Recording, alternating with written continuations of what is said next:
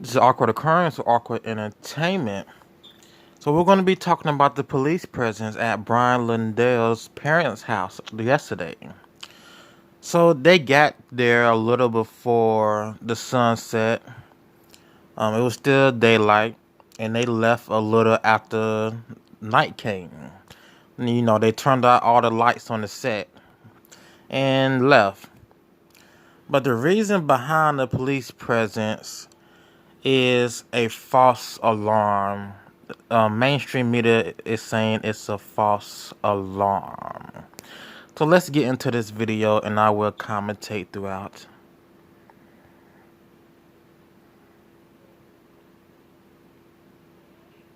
Bank, who was there on the lawn when all of this was happening. And Evan, we're learning tonight that this might have just been a false alarm.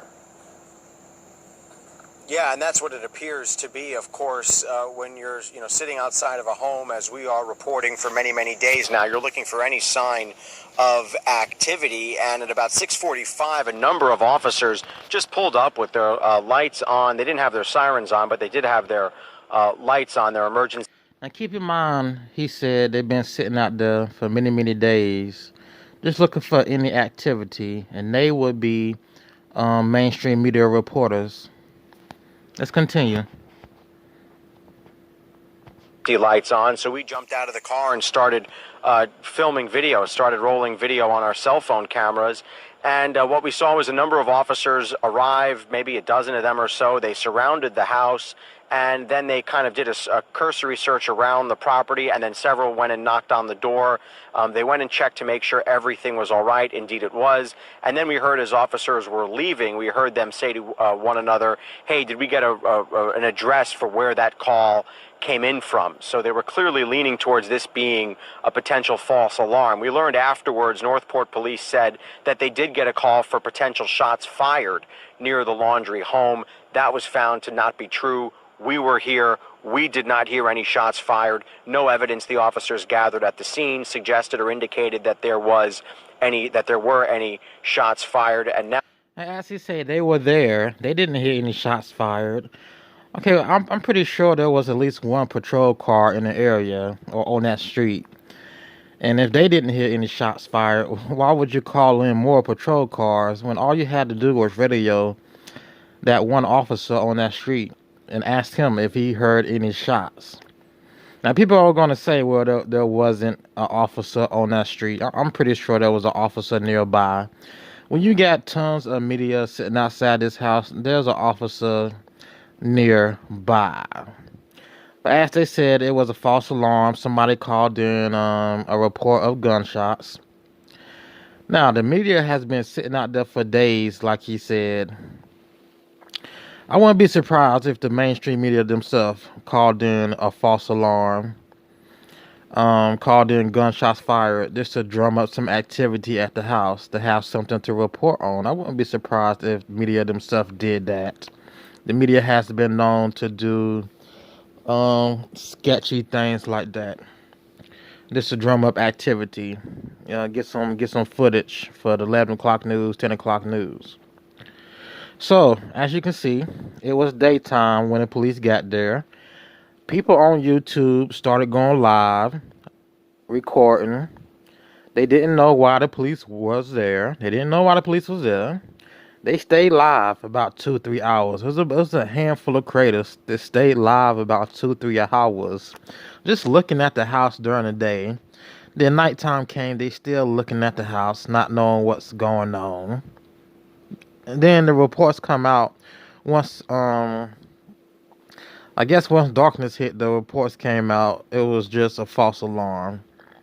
Maybe they knew it was a false alarm that just kept the live stream going. But no. Like, why were we watching? Like, I went into some of the rooms. I went into some of the live stream rooms, and I'm thinking, like, why are we just watching a camera pointing at a house with no activity? And then you got the host just talking in circles. Like, oh, all right. So it was a false alarm.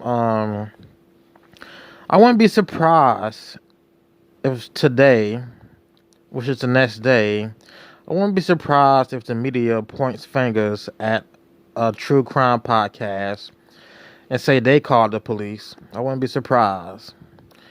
Because I'm saying the mainstream media called the police and called in a false alarm. They might say, well, it was a true crime podcast or some type of psychic on TikTok who called the police to drum up activity for their channel. I did a previous report or a previous video about TikTok creators coming under backlash, coming under fire for the way they're reporting on the Gabby Petito case. And the way they're reporting is just the same old narrative. People are presenting misinformation. People are presenting conspiracy theories. People are so-called harassing their family on their Facebook page. Or sending, the psychics are sending in information to the family on their Facebook page. And the information is no good. The whole censorship bit that they got going with this, wanting true crime podcasters to not not to push conspiracies online, I guess. Like, really, really, really. Right. Free speech, y'all. Free speech. So it was a false alarm. Let's continue this video, and I'm going to finish commentating. The person who filed that false report will be investigated for potentially, we don't know if this was done on purpose. There may always be a legitimate claim of something going on. It's not illegal to call 911 if you have accurate information, and if you believe that you have accurate information, you would not be prosecuted. But if you knew that there had not been shots fired, and officers can determine that, then certainly whoever did this would potentially face criminal charges. This is, of course, a serious thing, and we have covered a number of stories about how dangerous that can be when officers go into a situation that is essentially fabricated and made up. Thankfully, in this case, no. When they go into a situation that is fabricated or made up, that's the same way they were talking about TikTokers and people on YouTube last year. Oh, people are fabricating stories on their true crime podcast about cases. We need to censor them. We need to censor them. They're hurting the families. But let's continue. They're the ones. How dare they talk about fabrications and made up stories? Like come on. What do you think this is? Like, come on. Officers and nobody else was injured. As far as the search for Brian Laundrie goes, we're now on the 6th day of them searching the area of the Carlton Reserve, which is here in Sarasota County. It's about 25,000 acres. There's some in Venice. There's some in Northport, where the Laundrie family is. That's about an hour or so, maybe an hour 20 south of Tampa, if you're familiar with this part of Florida. They have done a 6th day of searching there in the Carlton Reserve, and they have not found any sign of Brian Laundrie yet so far. So it's been 6 days searching in the Carlton Reserve for Brian Laundrie. The news states Brian Laundrie used his fiance's credit card on August 29th. I don't know what day he returned home and left, but if he used a credit card on August 29th, he's been missing since August 29th. You would think he's been missing since August 29th. Maybe he came home September 1st. It's now September 5th. So he has, let's say, I was going to say he has a 15-day head start on police. Police started searching 6 days ago on the 19th. Before the 19th, he probably left his parents' house, if that's the story they're going to go with. He probably left his parents' house 15 days before the 19th. So if he left his parents' house September 1st, he used a credit card August 29th. Police didn't start searching again until 6 days ago, which would be the 19th. So that's an 18-day head start. If he left his parents on the 2nd of September, that's a 17-day head start. So I'm estimating, he has a 5+ day head start on the police. 5+. Of course, if he left the 2nd of September, that's more than 5 days. But I'm gonna give it 5 plus because I don't know exactly what day he left his parents' house. But let's continue. As we know, there are about 75 officers from 16 different agencies. 6 days and he still can't find him. Okay, he has a good head start.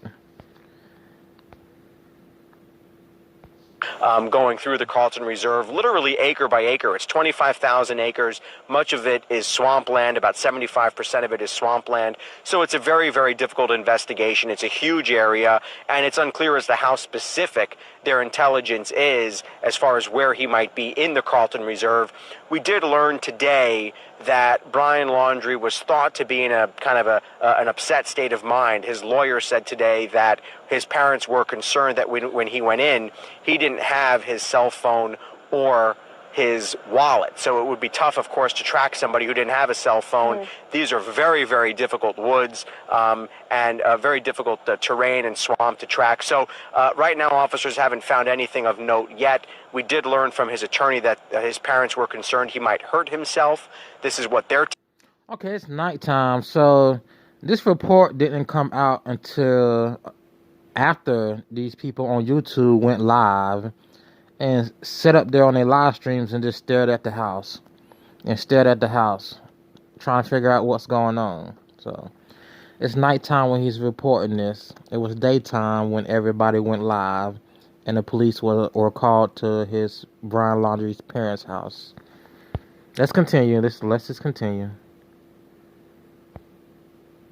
Telling his attorney and what the attorney is then telling the media. So we'll have to see where this all shakes out, guys. Yeah, a couple things, Evan. First of all, thank you so much for being out there and being able to take video. There's been a lot of misinformation in this case. Clearly, it's picked up a lot of traction online, so people have their own theories and are reporting different things, but this is... There goes that word, the key word, misinformation. Online, people reporting their own theories. This is going to tie into censorship. Censorship online, freedom of speech revoked. And they say somebody called in and fabricated there were shots fired at his parents' house. Right. The fabrication is that whole set. So let's continue. Important lesson for everyone that trusted sources like yourself are where you should be getting the information. So thank you for that. First of all, trusted sources like yourself. That's where you should be getting your information. Let's continue. I hope too many people not buying this. You have free speech. They can't take that.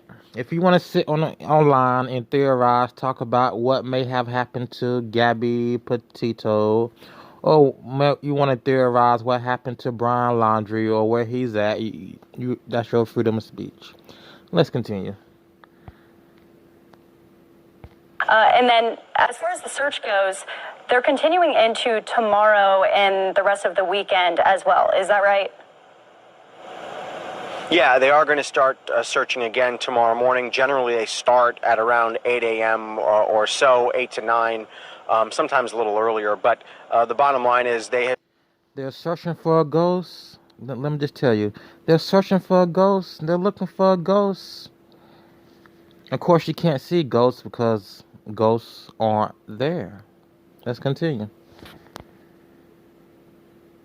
Said that they're going to be covering every potential acre, every acre in the Carlton Reserve. And just so you're aware, people who have different frames of reference, this is the swamp here. It is hot. It is muggy. You cannot survive here for a very long period of time unless you have a lot of supplies. You need a lot of water. You need food.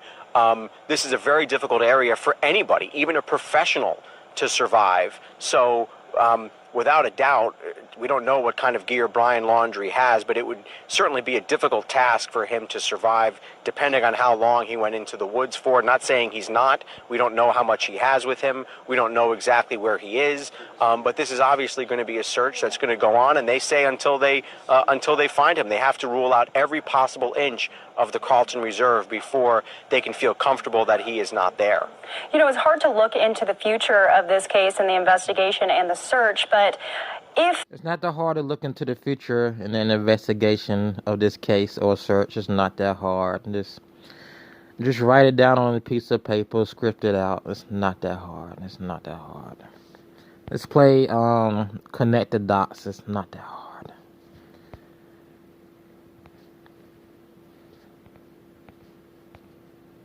they do, in fact, look at every acre of the Carlton Reserve and come up with nothing, what next? Because this was pointed to by Laundrie's parents, right? Was the Carlton Reserve. That's the last time. That's the information that they gave to police about his whereabouts. Yeah, that's exactly right. That's where they say his car was found on Tuesday of last week at the Carlton Reserve. They then say that his vehicle was brought back to their family home here, where I'm standing in front of, a couple of days later. And then he was reported missing by his parents on Friday. So there's 3 days there where he's essentially unaccounted for. We haven't heard from him, or his family has not heard from him since then, we would have to assume, and neither have police. So as far as what next, we don't know if they have gotten other tips. How many tips have come in? Are there credible sightings of Brian Laundrie, either in the southeastern United States, in Florida, or across the country? We simply don't know, because this is standard in any investigation. Police and law enforcement will not tell you everything that comes in until the public needs to know. Part of me wonders if they have not gotten any tips, because if there were credible tips that were coming in that someone who is a suspect in a case like this would be out there, would be out and about, you would assume that they would let the public know, because that could be a public safety issue. But we don't know what they've gotten. They're getting tips, I'm sure, that from across the country, across the Southeast, and many of them are being checked out. We have checked out, maybe a half dozen or so, and they've all proven to be inaccurate information. So, again, we don't know what's coming into police. We don't know how credible the tips that they're getting from around the country. Let's face it, lots of people out there probably think they're seeing him, and just with the kindness in their heart towards police, and towards the to see the resolution of this case, they're calling those tips in, and they're turning out not to be him to this point. But we don't know, and that would. All right, I'm gonna end it here. So that wouldn't be considered misinformation if people across the country actually think they saw Brian Laundrie, and called a tip line and reported it. So that wouldn't be considered misinformation. It's like it wouldn't be considered misinformation or a conspiracy theory to sit online and question or wonder what happened to Gabby Petito, or question or wonder where Brian Laundrie is. So it wouldn't be. It wouldn't be. Not saying people should call in tips, because someone who does a true crime podcast, of course, we don't know where Brian Laundrie is. Like, we wouldn't even center a show around where Brian Laundrie could be. That's why people have the tip line to call in if they seen him. And again, that wouldn't be considered misinformation. But let's continue. What do we have over here? Now, CNN. What do I want to start with? CNN, what woman? Okay, let's start with the top. New details emerged about Brian Laundrie's behavior in the days after Petito went missing. I don't care what his behavior was. I don't care if he went to Walmart, if he was walking around the street scratching his head. I don't care if he snorted a bunch of coke and ran outside naked. I don't care if he murdered his fiance. What his behavior was like days after she went missing doesn't matter. If he's the last person seen with her, his behavior doesn't matter. After she went missing, point blank period. He could have went to church. It doesn't matter. He still murdered his fiance. So that's what they suspect. Next one. What women see when they look at Gabby Petito? Depends. Not really. Depends. White women. What do white women see when they look at Gabby Petito? So we live in a racist society. They see a white girl, a young white girl who's beautiful, who has the world, her life ahead of her, who's smart, such and so, such and so. So they wouldn't see that maybe she did drugs, or maybe she was into witchcraft, maybe she was into Satanism. I'm just using these things as examples to say people judge a book by its cover and they don't know the book. So just because you see a pretty smile, white skin, and long hair doesn't mean that person was perfect. And you get that a lot in this society. You get that a lot from people. They'll look at a white woman, another white woman, look at a young white girl and say, well, she's just an angel. She's just an angel. She can do nothing wrong. But behind the scenes, when the cameras are off, that white girl is doing all types of drugs, messing around with all types of women, all types of men, or women. Just very immoral. Just a very immoral person. Sorry to make it about race, not sorry. Let's continue. Driver says she dropped partner at site where Gabby Petito body was found. I don't know how credible that is, but that's mainstream. So this is mainstream's narrative right here. Driver says she dropped partner at the site where Gabby Petito's dead body was found. That's not social media's narrative. That's mainstream. Unless this lady called in to a true crime podcast on YouTube, and that's where the first report came from. But the first report of a driver possibly came from mainstream media. The narrative came from mainstream media. And Brian Laundrie search continues into 6 days. So he's been out there for more than 6 days. He has at least a 3 to 10 day head start, depending on when he left his parents' house. So to comment one more time on what women see when they look at Gabby Petito. So if a white woman looks at a black woman, as I said, we live in a racist society, they're not going to think much of that black woman. If a white woman look at another young white girl, they're going to think much of that young white girl, but not knowing that young white girl is in deep doo-doo more than that young black girl who she thinks is crap, or who she thinks is nothing. So yeah.